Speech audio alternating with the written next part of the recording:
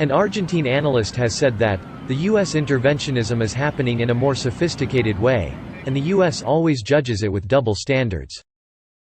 El intervencionismo no se da ya con invasiones directas, con tropas, pero se da con ciertos proyectos estratégicos que por un lado los Estados Unidos critica cuando lo hacen otros países. En los últimos tiempos esto se da de una manera más sofisticada, pero tenemos algunos hechos concretos. Yo seguiría con mucha atención lo que está pasando en Uruguay y en Paraguay, que es un debate en este momento, eh, porque ahí estamos frente a la inminencia de un desembarco militar de Estados Unidos en el Cono Sur. Lo vimos en el norte de África en algunos lugares, lo vimos en algunos lugares del Medio Oriente.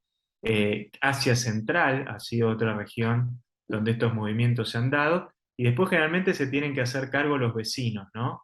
Los vecinos que son los directamente involucrados, y esas revoluciones quedan abandonadas al azar, con todas las muertes, la destrucción económica que eso significa. Tenemos que tener bien claro, tenemos que tener la información bien clara de cuál es la finalidad de eso, ¿no?